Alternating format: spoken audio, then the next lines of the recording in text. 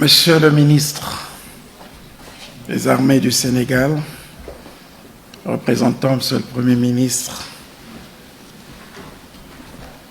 du Sénégal, mon très cher frère Ousmane empêché,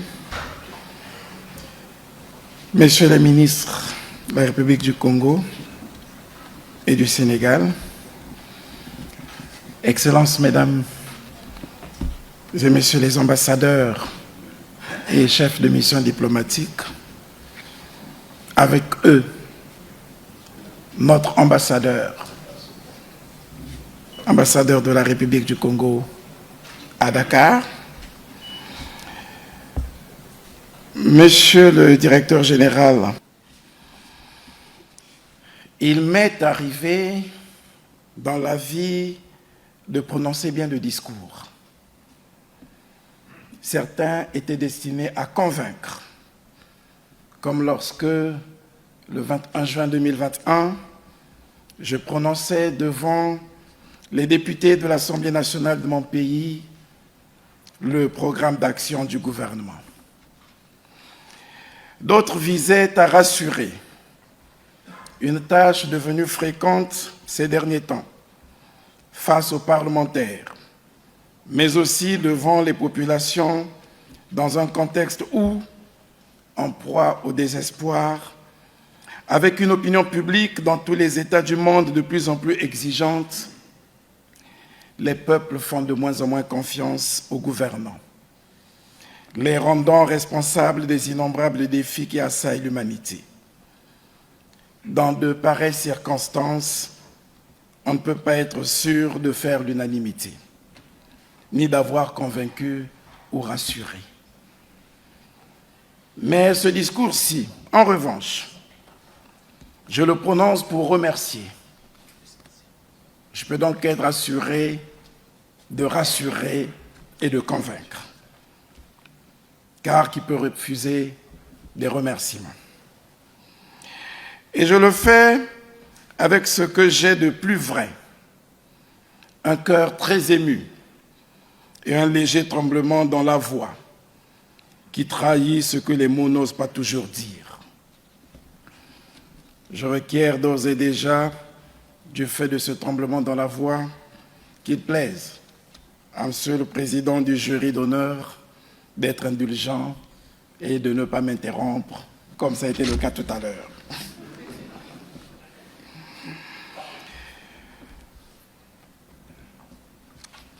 Je le dis avec une mémoire en éveil, qui réveille en moi le souvenir de Léopold Sédar Senghor, grande figure africaine qui savait manier la langue de Molière en faisant l'amour des mots pour parler comme Sony Laboutansi, et qui, dans ses poèmes, Senghor rappelle la nécessité de reconnaître les bienfaits reçus de l'autre pour que s'ouvre le sésame de la gratitude. Monsieur le président du jury, messieurs les membres du jury, monsieur le directeur général du CDS, mesdames et messieurs, parlant de faire l'amour des mots, en reprenant les termes de Sony Laboutansi, qui, soit dit en passant, aura totalisé demain 30 ans sous tombe et à qui nous méritons de rendre un vibrant hommage parce que décédé le 14 juin 1995 et demain 14 juin 2025, soit 30 ans depuis qu'il nous a quittés. Oui, parlant de faire l'amour des mots, 3 mots vont constituer la trame de mon discours. Graduation, gratification, gratitude. Car, vous vous en doutez, la graduation dont je suis gratifié ce jour mérite de ma part gratitude.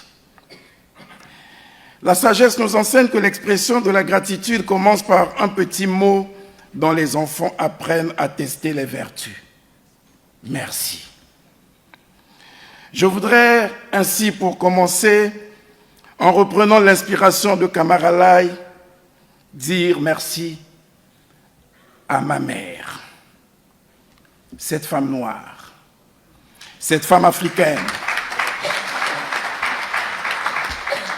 qui me porta sur le dos, qui m'allaita et qui me fit découvrir les prodiges de la terre.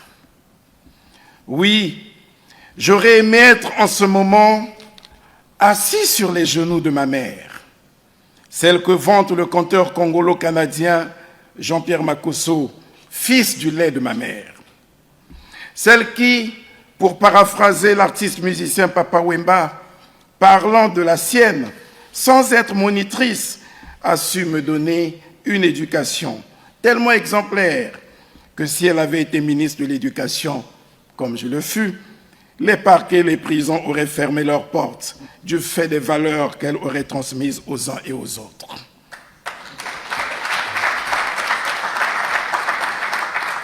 Alors que ces enseignements n'avaient pas besoin d'être évalués, ni d'être sanctionnés par des diplômes, des parchemins ou des graduations.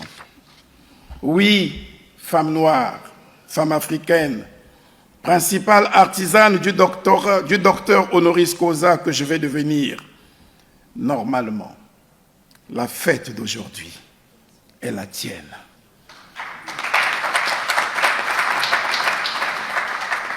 Hélas, je regarde dans l'assistance. Tu n'es pas là. Et dans le sillage de Barack Obama, je pense aussi au rêve de mon père. Cet homme de valeur, dont les taloches et les conseils m'ont appris à grandir, et dont la vie est demeurée pour moi et pour mes frères tout un mystère. Ce jour est un jour de gloire, mon père. J'espère que tu le vis ainsi de là où tu te trouves, puisque toi non plus n'es pas dans la salle. Ta place est vide. Toi qui n'avais pour rêve, pour obsession, que de me voir réussir une carrière à la fois universitaire et politique. Ma gratitude va également, vous allez certainement le découvrir, à mon épouse.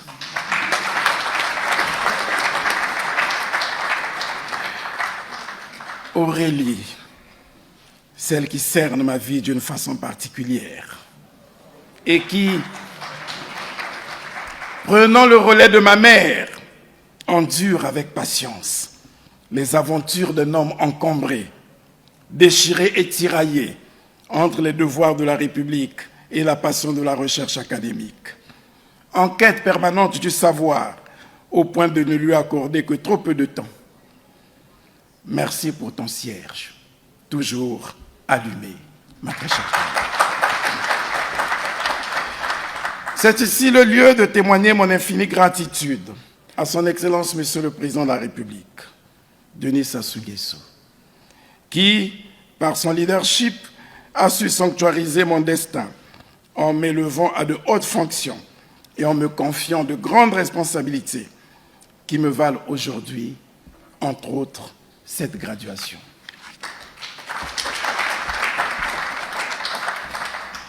À son école, j'ai beaucoup appris. À son école, j'ai été formé.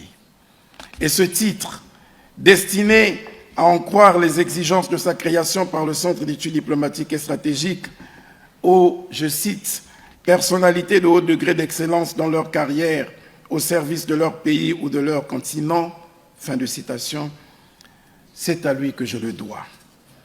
Pour m'avoir mis face aux défis actuels et futurs dans différents domaines, notamment l'économie, la justice, l'environnement, la défense des droits, la défense des médias, la culture, l'égalité des genres, le tout sous sa houlette.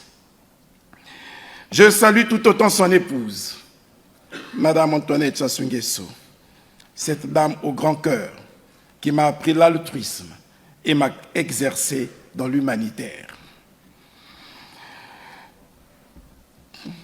Permettez-moi également de rendre un hommage mérité à son Excellence, Monsieur le Président Bassirou Diomaye Faye, qui a eu l'amabilité de me recevoir en audience pendant mon séjour ici à Dakar et m'a nourri de son expérience, qu'il trouve ici l'expression de ma très profonde gratitude la plus sincère. Je me dois aussi de saluer avec la plus haute considération mon homologue et frère, qui, à la suite d'un empêchement de dernière minute, n'a pas pu se joindre à nous, et qui, en se faisant représenter par un des membres de son gouvernement, garde avec moi la conviction que le pouvoir, lorsqu'il est éclairé, se met au service de la connaissance avec humilité, mettant ainsi l'intelligence au service de l'État et l'État au service de la pensée. Enfin, permettez-moi de rendre hommage à ceux sans qui cette cérémonie n'aurait pas été possible. Monsieur Babacar Diallo, directeur général du Centre d'études diplomatiques et stratégiques de Dakar, cœur battant de cette institution, homme discret et infatigable, sa persévérance et son dévouement sont une inspiration pour nous tous. Je me souviens d'un matin brumeux à Saint-Malo, où j'ai rencontré, presque par hasard, son Excellence M. Diallo. Ce fut une rencontre singulière, empreinte d'une sorte de poésie silencieuse. Une poignée de main, un regard, un sourire. Les prémices d'une fraternité intellectuelle que je chéris aujourd'hui. Qui aurait cru qu'à un tel instant scellerait un lien durable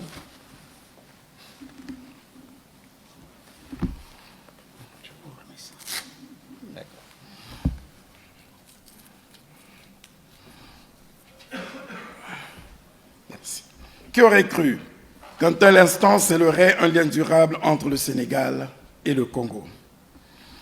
Ma gratitude s'étend aussi au professeur Emmanuel Collier, mon directeur académique au Centre d'études diplomatiques et stratégiques de Paris. Aujourd'hui, conseiller spécial du directeur général du Centre d'études diplomatiques et stratégiques de Dakar et l'un de mes précieux guides. Son intelligence, son humanisme, sa fidélité et sa rigueur intellectuelle sont pour moi un phare, une boussole dans les tumultes de l'engagement académique. Monsieur le Président, Messieurs les membres du jury, ce doctorat honoris causa dont vous me gratifiez me touche au plus profond de l'âme. Il ne vient pas seul. Il porte vos mots, les mots du professeur Moumouni. Il porte votre confiance, la confiance de l'ensemble des membres du jury et une fraternité intellectuelle qui est le socle de grandes œuvres. Rassurez-vous, cher professeur, rassurez-vous, Monsieur le Président, ce diplôme n'est pas une fin, mais un engagement en faveur de la jeunesse africaine, en faveur de notre continent de lumière, qui mérite d'être illuminé davantage par l'éducation, la recherche et la culture. Sénèque disait « La vie sans la science est pareille à une image sans lumière ». Fin de citation. Face aux ténèbres de l'ignorance et de la division, il nous revient d'allumer cette flamme, non celle des projecteurs, mais celle des bibliothèques silencieuses, des salles de classe modernes, des échanges intimes entre maîtres et élèves, chercheurs et sujets, diplomates et partenaires. Ce sont ces expériences, ces moments de soif et de découverte qui me rapprochent de votre institution, ici à Dakar. Cette foi inébranlable en la puissance de la pensée au service du bien commun. Pour Platon, je le cite, « L'éducation est l'allumage d'une flamme, non le remplissage d'un vase. » Fin de citation. Vous êtes ces allumeurs de flammes. Vous êtes ces gardiens d'une lueur inextinguible. Aujourd'hui, je viens humblement chercher une part de cette lumière, Monsieur le Président et cher professeur. Monsieur le Président du jury, Monsieur le directeur du CDS, Dakar, la gratitude va de pair avec l'humilité. Par elle fleurit la reconnaissance que j'exprime à cœur joie, ce jour, pour avoir bénéficié de votre confiance, en portant votre choix sur ma modeste personne pour la distinction de docteur honoris causa. Je me tiens aujourd'hui devant vous, non pas en tant qu'homme d'État, non pas en tant que ministre ou universitaire, mais comme un homme reconnaissant, simplement. Reconnaissant envers une institution qui honore l'Afrique, reconnaissant envers un cercle de pensée qui fait de la diplomatie un art et du savoir un pont entre les peuples. Je ne suis pas venu chercher un honneur que je ne mériterais pas certainement, car comme s'interrogerait à juste titre le philosophe français Olivier Abel, je le cite, « Pourquoi tant d'ingratitude ? Et combien sommes-nous rétrécis de faire comme si ce que nous avons et ce que nous sommes nous était dû, comme si nous le méritions. » Fin de citation. La gratitude, cette vertu exquise, ce plaisir vertueux m'a conduit ici pour partager la fierté silencieuse que procure le don de l'autre. Dans cette belle enceinte de l'Institut de défense du Sénégal, honoré par cette maison de l'intelligence qu'est le Centre d'études diplomatiques et stratégiques de Dakar, je me tiens devant vous, non pas comme un homme accompli, mais comme un éternel apprenant. Je n'ai pas toujours été professeur, mais j'ai toujours été élève. Je n'ai pas toujours enseigné, mais j'ai toujours appris. Je n'ai pas toujours siégé dans les assemblées, mais j'ai toujours répondu aux questions orales comme écrites et aux interpellations. Je n'ai pas toujours écrit, mais j'ai toujours lu. Je me souviens de ces instants où, enfant, j'ouvrais un livre avec une curiosité émerveillée. Ma vie entière a été une quête, souvent humble, parfois joyeuse, parfois solitaire, mais toujours passionnée, pour comprendre le monde et transmettre ce que j'ai reçu. Ces éclairs d'émerveillement sont les fondations de tout grand savoir. Je m'interroge presque à voix basse, comme face à un miracle discret. Comment un enfant de Pointe-Noire, façonné dans le tumulte de l'histoire, porté par les passions de son peuple et les promesses de l'Afrique, se retrouve aujourd'hui honoré de votre plus haute gratification. Je pense à mes enseignants, bâtisseurs de ponts, de pensée et d'espérance, qui m'ont transmis les savoirs. Ils sont ici représentés par Moïse Sola, Bernard Chikaya, Dionodore Djouabet, Aristide Badi, Yaya Bodian, Diao Diouf, et bien entendu, j'ajouterai Babacar Gueye, dont les travaux m'ont fortement inspiré dans l'ouvrage qui a été pris en référence par le professeur Mamouni. Je pense à mes étudiants aussi. Je dédie cette distinction à ceux qui ont pavé ma route, ici représentés par Roland Bouiti-Viodo, Max Toussaint Bemba. Je la dédie à mes enfants, à mes petits-enfants et aux enfants du Congo et d'ailleurs, qui voient, grâce à l'école, s'ouvrir les portes de toutes les possibilités. Je pense à tous mes parents, mes amis, mes condisciples, mes collègues, mes collaborateurs. Et je pense en ce lieu à tous les bâtisseurs silencieux du savoir et à tous les combattants engagés pour la paix, les chercheurs, les enseignants, les diplomates, les penseurs, mais aussi vous, les défenseurs des nations. Ceux qui, comme le disait Sénèque, je le cite, vivent non pas pour eux-mêmes, mais pour les autres. Fin de citation. Je me sens leur frère, je me sens leur compagnon, je me sens leur débiteur. Je me sens aussi en ce jour, fils de deux patries, la mienne, le Congo, et celle du savoir sans frontières. À cet instant, ma voix est congolaise, mais ma gratitude est universelle. Monsieur le Président du jury, il est des moments où le temps semble s'effacer, où le passé et le présent se fondent en une seule émotion. Je vis cet instant aujourd'hui, ici à Dakar, avec une intensité insoupçonnée. Recevoir ce doctorat honoris causa ici à Dakar, au Sénégal, dépasse la simple distinction. C'est un geste d'amitié, une main tendue. Mais au-delà, c'est tout un symbole, une lumière allumée dans la nuit du monde. En visitant Dakar, le jour comme la nuit, et en contemplant cette salle, je vois des visages, des histoires, des combats. Cicéron disait, je cite, « À l'homme cultivé, tout lieu est une patrie ». Fin de citation. En ce jour, Dakar, terre d'histoire et de culture, devient pour moi une patrie d'esprit et de cœur. Voilà qui me fait penser au combat intellectuel mené par Cheikh Anta Diop en compagnie de son disciple Théophile Obenga. En réalité, il n'y a pas de hasard. Faisons simplement un clin d'œil dans l'histoire pour comprendre qu'il n'y a pas de hasard et que le Sénégal et le Congo sont liés par une communauté de destin. Le Congo et le Sénégal, à travers la baie de Luango et l'île de Gorée, ont été les plaques tournantes du commerce triangulaire entre le XVe et le XIXe siècle. L'exploration de Brazzaville, souvenons-nous, a été l'œuvre d'un franco-italien, non, pas que, mais qui avait pour compagnon le sergent Malamine, un ressortissant sénégalais. Brazzaville, capitale de l'Afrique équatoriale française, était la sœur jumelle de Dakar, capitale de l'Afrique occidentale française. Que de similitudes.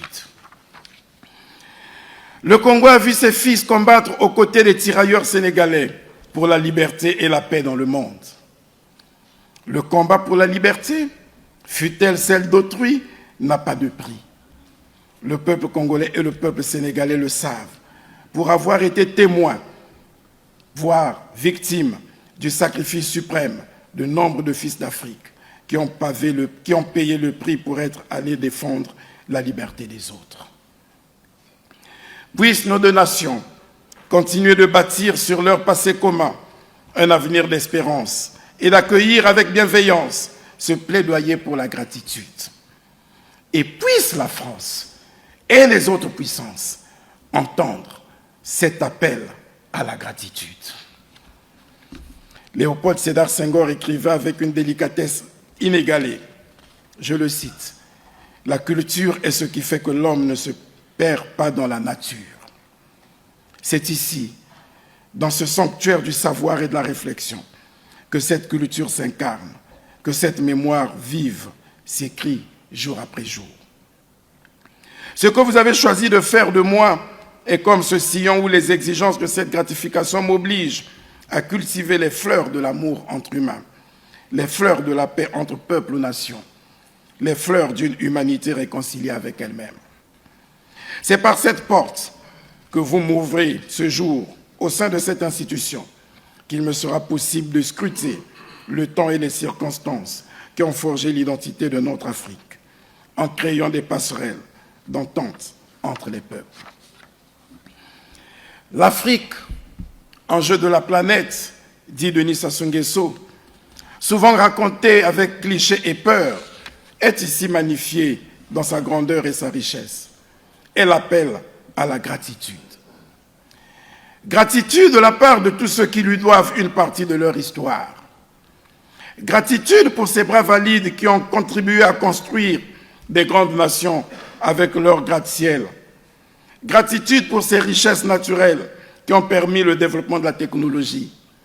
Gratitude pour le souffle écologique qui oxygène la planète. Gratitude.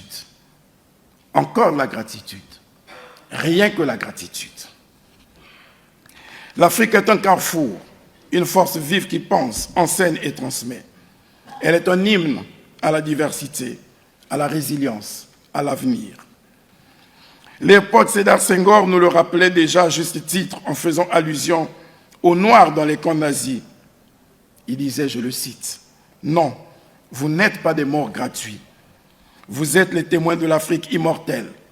Vous êtes les témoins du monde nouveau qui sera demain. » Fin de citation. Il scande par là un conscientisme africain tel que le pensait Kwame Nkrumah, comme moteur du développement et de la transformation sociale de nos nations, afin, je cite, de penser et agir par nous-mêmes et pour nous-mêmes, en nègre, accéder à la modernité sans piétiner notre authenticité. Cette pensée senghorienne que je me dois de magnifier ici et maintenant est comme une sorte de catharsis qui nous rappelle la fierté de l'identité de notre continent, qui doit s'affirmer et se nourrir de sa diversité culturelle et de ses richesses naturelles. L'Afrique dispose de 35% de minerais du monde pour juste 1 milliard d'habitants, au moment où, à travers le monde, la question des ressources prend une dimension particulièrement cruciale pour la survie des nations. Par la maîtrise des questions géopolitiques et géoéconomiques, l'élite africaine peut analyser avec efficience les changements majeurs des temps présents à la lisière des enjeux de sécurité dans les différentes sous-régions d'Afrique, où les guerres intra-étatiques et interétatiques ne sont que le résultat de l'esprit prédateur des puissances au point de nous surprendre tous de la tournure que prennent les événements à l'échelle mondiale. Aussi, fier et reconnaissant de cette distinction honorifique, vous renforcez en moi la conviction et la lucidité d'analyser les grands défis auxquels l'Afrique de demain sera confrontée, de scruter l'éveil de son élite, d'initier les stratégies à mettre en place face au bouleversement démographique qui demeure un problème majeur pour la sécurité humaine. Pour l'avenir de notre humanité, pour la paix dans nos pays, nos continents, nous devons repenser nos modèles économiques, politiques et sociaux et redéfinir les rôles respectifs de nos États. Ainsi fait, nous prouverons notre capacité à entretenir des rapports courtois entre nations, sans intention de domination, mais en privilégiant le co-développement, la co-construction et le vivre ensemble. Dans un monde qui veut la paix et dans lequel la science et le progrès participent au bien-être de l'homme. C'est donc le temps de l'Afrique, nous dira Jean-Michel Souverino. Le XXIe siècle sera bien celui de l'Afrique. Elle est désormais au centre de nouveaux grands enjeux mondiaux. Monsieur le président du jury, messieurs les membres du jury, cette toge que je vais revêtir est plus qu'un symbole. C'est un ferme engagement, celui de défendre la culture, l'éducation, la coopération et surtout cette idée essentielle, la paix née de l'écoute et de la compréhension mutuelle. Senghor nous a légué une idéologie puissante. La négritude est l'affirmation de la valeur du nègre et de la culture noire dans le concert des civilisations. Elle est l'amour de la culture, la joie de l'âme, la beauté du geste, le rythme dans la parole, la richesse du silence. Il nous faut donc, pour répondre à son invite, penser et agir par nous-mêmes et pour nous-mêmes, accéder à la modernité sans piétiner notre authenticité. Ces mots ne sont pas que poésie, ils sont un cri, un appel à la dignité, à la fierté. Ils portent en eux la lumière d'un continent qui refuse d'être réduit à des stéréotypes, un continent qui sait que le vrai pouvoir réside dans le savoir. J'ai appris, en me mettant au service des hommes, que la grandeur ne réside ni dans les fonctions, ni dans les titres, mais dans la fidélité à un idéal. Et pour moi, cet idéal s'est toujours décliné en 3 mots. Éducation, jeunesse, Afrique. Oui, mesdames et messieurs, l'éducation en Afrique n'est pas une commodité, c'est une urgence. Une urgence joyeuse, brûlante, belle.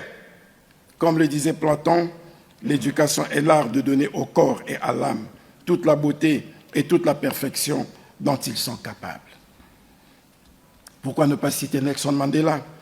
L'éducation est l'arme la plus puissante pour changer le monde. Et c'est dans cette quête effrénée du savoir, dans la recherche de la perfection, dans la construction de ce chemin vers l'excellence, que réside la vraie souveraineté. En le disant, je pense à la jeunesse congolaise, je pense à la jeunesse africaine, et au-delà, je pense à la jeunesse tout court. Cette jeunesse qui aspire à vivre debout, éclairée et digne, réclamant non la charité des puissants, mais la reconnaissance et la gratitude des humains. Non la compassion des nantis, mais l'égalité dans l'accès à la connaissance. Je ne suis pas ici pour simplement recevoir un hommage. Je suis ici pour rappeler, avec vous, que l'éducation est notre cause commune. Sans elle, pas de paix durable. Sans elle, je ne serais pas ici. Sans elle, pas de justice équitable. Avec elle, l'Afrique surprendra le monde. Car l'Afrique est une idée neuve, non pas une idée rêvée, figée ou exotique, mais une idée debout.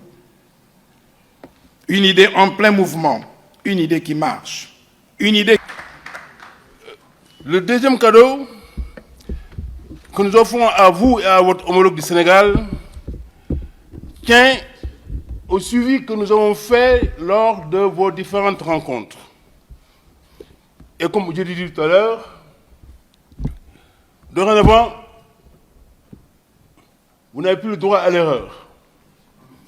Vous et votre homologue Premier ministre du Sénégal. Car, en synergie ou en syncrétisme, vous incarnez dorénavant le nouveau leadership pour le renouveau de la coopération Sud-Sud en Afrique et pour le nouvel élan de la constitution du panafricanisme. Et compte tenu des nombreux combats que vous avez menés, nous avons choisi de vous offrir les principes fondamentaux pour dépasser toute forme de conflit à travers l'art de la guerre de Sun Tzu.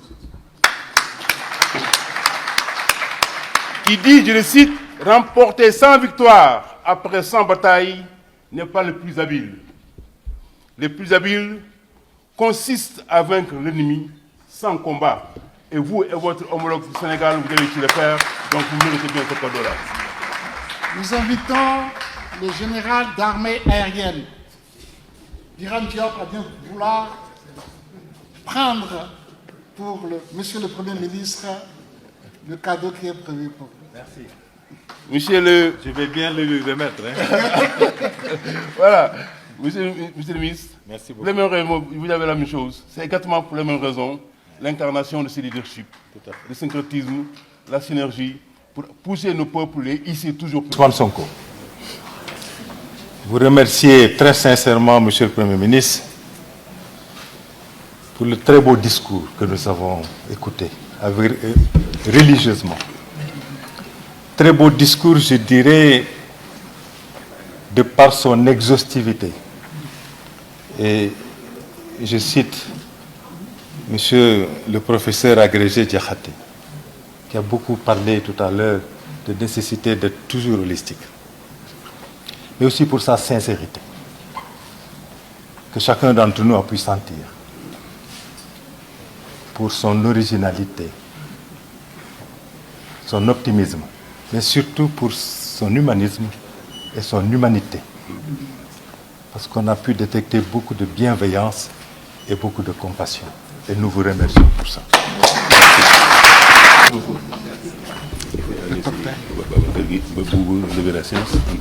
Oui, nous invitons le président du jury à bien vouloir lever la séance pour le cocktail qui est prévu à côté, parce qu'il se fait tard.